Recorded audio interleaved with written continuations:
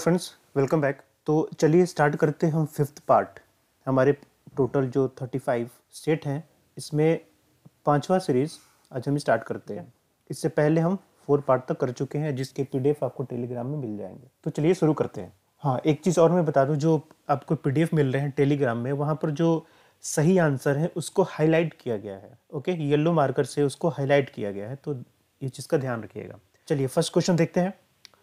तो नीतीश कुमार ने कहाँ स्थित घोड़ा कटोरा झील के बीच स्थित देश की दूसरी सबसे बड़ी बुद्ध की प्रतिमा को स्थापित किया है या फिर अनावरण किया है? ठीक है, बुद्ध की दूसरी सबसे बड़ी प्रतिमा या फिर स्टैचू है ये। तो यहाँ पर ऑप्शंस मिलेंगे राजगीर, कटिहार, दरभंगा एंड पूर्णिया। इन चारों ऑप्शंस में आप ये देखेंगे कि इसका जो सही आंसर होगा वो होगा राजगीर, नालंदा में। तो ये दूसरी सबसे बड़ी प्रतिमा है बुद्ध की। अगर हम फर्स्ट प्रतिमा की बात करें या फर्स्ट स्टैचू की बात करें जो सबसे बड़ी है बुद्ध की, तो वो आपको मिलेगा कहाँ पर? बोध गया में। तो यानी कि फर्स्ट एंड सेकंड दोनों हाईएस्ट बिहार में ही स्थित है, और ये इंडिया की है। इंडिया की सबसे बड़ी है, वर्ल्ड की नहीं। इस चीज़ का ध्यान रखिएगा, ठीक है। तो इंडिया की पहली सबसे बड़ी भी बोध गया में, और इंडिया की दूसरी सबसे बड़ी जो है ये भी बिहार के राजगीर में मिलेंगी, ठीक है। यहाँ पर अगेन कई तरीके से क्वेश्चन बन सकते हैं। यहाँ पर पहली हाईएस्ट स्टैचू भी आ सकती है, दूसरी भी आ सकती है, या फिर यहाँ पर ये भी पूछा जा सकता है कि बुद्ध की जो दूसरी प्रतिमा, दूसरी सबसे बड़ी प्रतिमा लगाई गई है, वो किस झील के पास लगाई गई है। तो आप झील का नाम भी याद रखिएगा। या फिर यहाँ पर यह भी पूछा जा सकता है कि घोड़ा कटोरा झील कहाँ पर है। तो इस तरीके से भी पूछा जा सकता है। सेकेंड, भारत और नेपाल के बीच बिहार में पहला आईसीपी यानी कि इंटीग्रेटेड चेक पोस्ट जो कि रक्सौल और बीरगंज के बीच में बनाया गया है, इसका उद्घाटन कब हुआ? रक्सौल कहां पर है? बिहार में है, बिहार के पूर्वी चंपारण में है ये, ठीक है। जो ईस्ट चंपारण है इसमें रक्सौल मिलेगा, और बीरगंज जो है ये आपको नेपाल में मिलेगा। तो यहाँ पर इंटीग्रेटेड चेक पोस्ट का मतलब ये होता है कि जब हम लैंड के थ्रू कोई ट्रांसपोर्टेशन का काम करते हैं, जैसे कि आप बिहार की यानी कि इंडिया के बॉर्डर क्रॉस करके आप नेपाल में इंटर कीजिएगा, तो वहाँ पर एक चेक पोस्ट होगा जिसको हम इंटीग्रेटेड चेक पोस्ट कहते हैं। ये इंटीग्रेटेड इसलिए होता है क्योंकि यहाँ पर जो ह्यूमन का आना जाना होता है, इंसान जो आते जाते हैं, हम जैसे लोग, तो उनके लिए भी चेकिंग यहाँ पर होती है। साथ साथ जो वहाँ पर सामान आते हैं, है ना, गुड्स के ट्रांसपोर्टेशन होते हैं, उनकी भी चेकिंग होती है। तो ये इंटीग्रेटेड इसलिए इसको कहा जाता है। तो ये बिहार में रक्सौल और नेपाल की बीरगंज तक जाता है, और इसका जो उद्घाटन किया गया था वो 2018 में किया गया था। ये पहला आईसीपी है, ध्यान रखिएगा। यहाँ पर अगेन कई तरीके से क्वेश्चन बनेंगे, केवल ईयर ही नहीं, ये आपके लिए इंपॉर्टेंट ये भी है कि किसके किसके बीच में है। तो ये रक्सौल और बीरगंज के बीच में है। इसी तरीके से अगर हम बात करें दूसरे चेक पोस्ट की, इंटीग्रेटेड चेक पोस्ट आईसीपी, जिसका उद्घाटन 21 जनवरी 2020 को किया गया, तो ये किन दो जगहों के बीच में है? तो अगेन ये बिहार में ही आपको स्थित है, और एक नेपाल में स्थित होगा। तो यहाँ पर जो सही आंसर होगा वो होगा जोगबनी और विराटनगर, यानी कि जोगबनी अररिया में और विराटनगर नेपाल में। इन दो जगहों को ये जोड़ता है इंटीग्रेटेड चेक पोस्ट। तो इस तरीके से जो आपका आंसर हो जाएगा वो हो जाएगा both, A and C. Next question देखते हैं। वायु प्रदूषण पर अंकुश लगाने के उद्देश्य से बिहार सरकार के द्वारा 15 वर्ष पुराने जो वाहन है उन पर प्रतिबंध लगा गया है। तो ये जो प्रतिबंध है ये कब से लागू होगा? तो यहाँ पर आपको जो सही आंसर मिलेगा 7 नवंबर 2019, ठीक है। यानी कि 15 साल से जो पुराने वाहन है इनका अब आपको जो आरसी वगैरह होती है, रजिस्ट्रेशन सर्टिफिकेट जो होता है, वो एक्सपायर हो जाएगा। यानी कि अब आरसी को इसके बाद 15 साल के बाद आप रिन्यू नहीं करा सकते हैं। तो ये 7 नवंबर 2019 से लागू हो गया। नेक्स्ट, टाटा ट्रस्ट द्वारा 2019 में प्रकाशित इंडिया जस्टिस रिपोर्ट के अनुसार बिहार की रैंकिंग कितनी है? तो यहाँ पर आपको सही आंसर मिलेगा 17वीं रैंकिंग है। अगेन यहाँ पर दूसरे तरीके से भी क्वेश्चन आ सकता है कि इंडिया जस्टिस रिपोर्ट किसके द्वारा पब्लिश किया जाता है? तो टाटा ट्रस्ट के द्वारा, ठीक है। तो यहाँ पर इस तरीके से भी क्वेश्चन पूछा जा सकता है। और रैंकिंग की बात की जाए तो 17वीं रैंकिंग। पुणे स्थित centre for development of advanced computing ने, यानी कि इसको शॉर्ट फॉर्म में हम सीडैक भी कहते हैं, CDAC, centre for development of advance computing, जो कि पुणे में स्थित है, इसके अकॉर्डिंग बिहार में ये अपना 12वां केंद्र स्थापित करने वाला है। इससे पहले इसके 11 केंद्र थे जो बिहार से बाहर थे। इस बार ये अपना 12वां केंद्र बिहार में स्थापित करने वाला है। तो बिहार में कहाँ पर ये अपना 12वां केंद्र स्थापित करेगा? तो यह है पटना। पटना में सीधा एक अपना 12वां केंद्र स्थापित करने वाला है।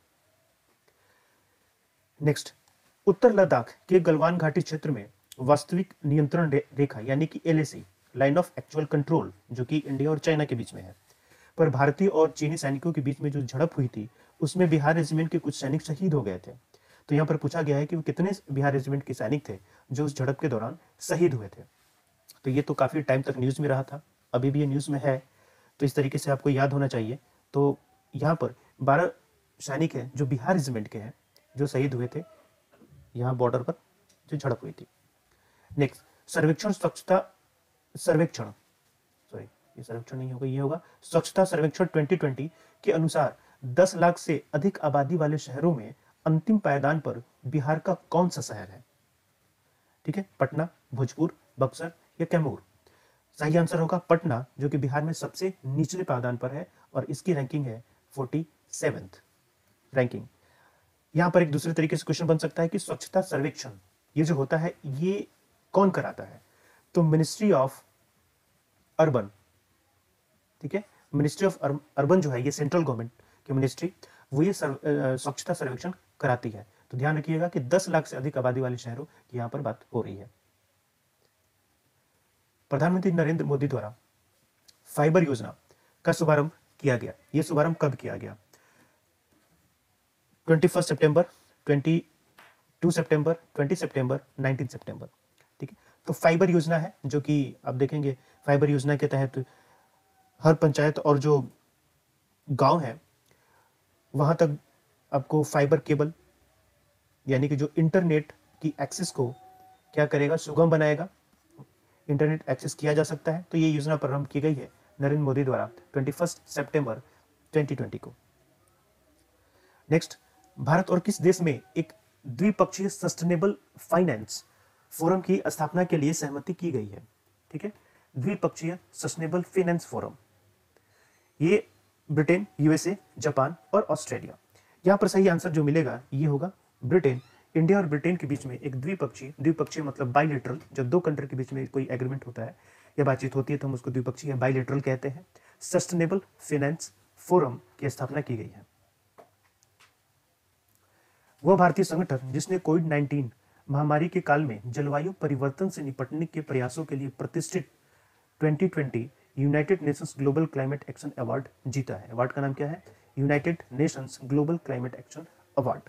ये किसने जीता है? Options global Himalayan expedition, NITI Aayog, Bihar government और ministry of forest and climate change. यहाँ पर सही आंसर होगा आपको ग्लोबल हिमालयन एक्सपेडिशन। इसने United nation global climate action award को जीता हुआ है। ये किससे संबंधित है? चूंकि क्लाइमेट ही नाम है इसका तो मतलब कि ये जलवायु परिवर्तन से संबंधित है। किस राज्य सरकार ने वकीलों को 2 साल के लिए 3,000 रुपए की वित्तीय सहायता प्रदान करने के लिए एक फंड बनाया है जिस फंड का नाम है एडवोकेट वेलफेयर फंड? ठीक है, तो यहां पर क्या किया जाएगा कि जो वकील हैं उनको 3,000 रुपए प्रोवाइड किए जाएंगे 2 साल तक के लिए। ठीक है, तो यहां पर जो आपको सही आंसर होगा यह आंसर होगा तमिलनाडु। और ये जो 3,000 रुपए है ये मासिक होंगे, ठीक है, ईयरली नहीं है, ये पर मंथ प्रोवाइड किया जाएगा। हर महीने में 3-3 हजार रुपए दिए जाएंगे। कितने टाइम तक? 2 साल तक। इसलिए ताकि जो एडवोकेट है या फिर जो इस तरीके की लीगल सर्विसेज होती हैं उनको बढ़ावा दिया जा सके। नेक्स्ट, केरल सरकार द्वारा दिए गए प्रतिष्ठित वाइल्ड विहार, अगेन ये 2 बार हो गया, यहाँ पर नहीं होगा। वाइल्ड विहार पुरस्कार के प्राप्तकर्ता कौन है? तो नाम भी कुछ इसी तरीके से है। यह है इच्छाचेरी Ramachandran, Panneer Selvam, M Venkaiah Naidu and doctor N Chandrasekaran. यहाँ पर आप देखेंगे कि ये पनीर सेल्वम तमिलनाडु सरकार में कैबिनेट मिनिस्टर है। वेंकैया नायडू को तो आप जानते हैं हमारे उपराष्ट्रपति हैं। ये डॉक्टर एन चंद्रशेखरन की जहाँ तक बात है तो ये एक्चुअली हमारे Asia Pacific league of association for rheumatology का जो अवार्ड है ये इनको दिया गया है। खैर इसको हम देखेंगे अलग तरीके से एक दूसरे आगे के सेट्स में इनके बारे में। ठीक है, तो फिलहाल यहाँ पर जो सही आंसर होगा वो होगा इच्छाचारी रामचंद्र, जिनको केरल का वाइल्ड लाइफ पुरस्कार से सम्मानित किया गया है। नेक्स्ट, 65वां कर्नाटक राज्य दिवस कब मनाया जाता है? तो इसका सही आंसर होगा 1 नवंबर, जिस दिन कर्नाटक राज्य दिवस मनाया जाता है। और कौन सा नंबर का इस बार बनाया गया? 65वां। तो नंबर भी आपको याद रखना है।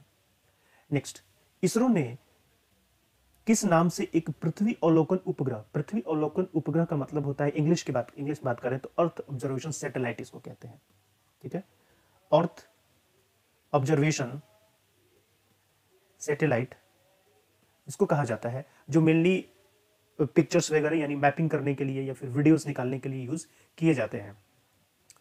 ओके, अर्थ ऑब्जर्वेशन सैटेलाइट, इसके बारे में हम पहले सेट में भी पढ़ चुके हैं, पहले या दूसरे सेट में, लेकिन वहां पर हमने ये पढ़ा था कि जो अर्थ ऑब्जर्वेशन सैटेलाइट है उसको किस रॉकेट के द्वारा लॉन्च किया गया था। खैर, यहाँ पर पहले हम आंसर देखते हैं। यहाँ पर जो सही आंसर होगा EOS यानी कि अर्थ ऑब्जर्वेशन सैटेलाइट 01 होगा, जिसको इसरो ने प्रक्षेपित किया है, लॉन्च किया गया है। तो उस स्लाइड में, पीछे वाले स्लाइड में हमने देखा था कि EOS 01 को किस रॉकेट के द्वारा लॉन्च किया गया था। तो उस रॉकेट का नाम क्या था, अगर आपको याद हो तो हमने चर्चा की थी इसके बारे में। PSLV C-49 इस रॉकेट के द्वारा लॉन्च किया गया था।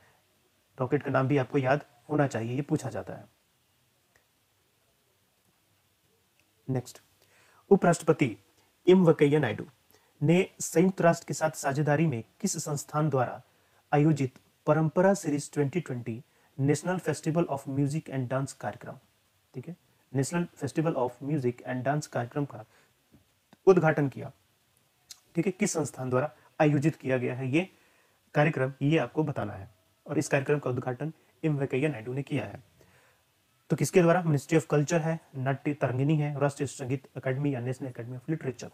ठीक है, तो कंफ्यूजन आपको हो सकता है, नाट्य तरंगिणी मिनिस्ट्री ऑफ कल्चर या फिर संगीत नाटक या फिर संगीत अकादमी के बीच में, लेकिन यहाँ पर सही जो आंसर होगा वो होगा राज्य तरंगिणी, जिसने इस कार्यक्रम को स्टार्ट किया गया। तो अगेन यहाँ पर दो तरीके से क्वेश्चन बनेंगे। एक तो कौन सा कार्यक्रम है? ये कार्यक्रम है national festival of music and dance कार्यक्रम, जिसको स्टार्ट किया नाट्य तरंगिणी ने। इसका उद्घाटन किन्होंने किया? हमारे वाइस प्रेसिडेंट वेंकैया नायडू ने। ठीक है, केंद्र सरकार ने कहा अंतर्राष्ट्रीय मध्यस्थता केंद्र स्थापित करने की घोषणा की है। अंतर्राष्ट्रीय मध्यस्थता का मतलब क्या हुआ? इसको इंग्लिश में कहते हैं हम international mediation centre. Okay, international mediation centre, यानी कि जो मीडिएशन का काम करेगा, मध्यस्थता का काम करेगा। अगर दो कंपनियों के बीच में, या जैसे कि मान लीजिए जैसे इंडिया हो गया या फिर कोई बाहर की कंपनी हो गई, ठीक है, दो कंपनी हो गई या फिर बाहर की कंपनी और इंडिया के कुछ लीगल प्रोविजंस हो गए, इनके बीच में अगर कोई सुलह करने की बात हो, मामलों को सुलझाने की बात हो, तो मध्यस्थता की जाती है ना। आपको पता होगा हमारे गाँव घरों में भी ये काम होता है, परिवार में भी होता है कि एक बीच का आदमी जो होता है वो दोनों पक्षों के बीच सुलह कराने की कोशिश करता है। तो इसी तरीके का काम यहाँ पर भी होता है, लेकिन इंटरनेशनल लेवल पर होता है। तो इस तरीके की केंद्र के को स्थापित करने की घोषणा केंद्र सरकार द्वारा की गई है। कहां पर? जम्मू एंड कश्मीर में। Next, national academy of medical sciences द्वारा मलेरिया परजीवी के जीवन चक्र पर शोध कार्य के लिए 2020 के लिए डॉक्टर तुलसीदास पुरस्कार से किसको नवाजा गया है या फिर किसको ये दिया गया है? ये आपको आंसर इसमें बताना है। तो इसका आंसर जो होगा डॉक्टर सतीश मिश्रा। डॉक्टर सतीश मिश्रा, जो डॉक्टर सतीश मिश्रा है, ये एक्चुअली CSIR लखनऊ से संबंधित है। ठीक है, CSIR लखनऊ से संबंधित है। CSIR का मतलब council of scientific and industrial research. ये एक ऑर्गेनाइजेशन है जो इंडस्ट्रियल रिसर्च या साइंटिफिक एरियाज में जो इंडस्ट्री से रिलेटेड होते हैं उनमें रिसर्च करने का काम करता है। तो ये लखनऊ वाले सेंटर से ये बिलोंग करते हैं, जिनको डॉक्टर तुलसीदास पुरस्कार से नवाजा गया है। किस चीज के लिए? मलेरिया परजीवी के जीवन चक्र पर शोध के लिए। किसके द्वारा? तो national academy of medical sciences के द्वारा। तो 2-3 क्वेश्चन इस तरीके से भी यहां पर बनते हैं। नेक्स्ट देखते हैं, किस राज्य सरकार ने के विधानसभा में कृषि उपज संशोधन विधेयक 2020 पारित किया गया है, जो राज्य सरकार को निजी मंडियों को मानिक मंडी घोषित करने में सक्षम बनाता है? तो मानिक मंडी का मतलब ये हुआ कि यहाँ पर इस विधेयक के अकॉर्डिंग यहाँ पर राज्य सरकार चाहे तो जो निजी मंडियां होती हैं, प्राइवेट मंडियां होती हैं, उनको भी एफिलिएशन दिया जा सकता है। यानी कि उनको क्या, एफिलिएशन का मतलब क्या हो गया कि उनको दर्जा दिया जा सकता है कि अब वो भी इस तरीके के काम या फिर मंडी चलाने का काम वैधानिक रूप से कर सकती है। ठीक है, तो इसका जो आंसर होगा वो आंसर होगा छत्तीसगढ़। छत्तीसगढ़ विधानसभा ने ये एक्ट पारित किया है ताकि जो निजी मंडियां हैं उनको भी वैधानिक दर्जा दिया जा सके। नेक्स्ट लास्ट क्वेश्चन, मुजफ्फरपुर की लीची और भागलपुर का जर्दालू आम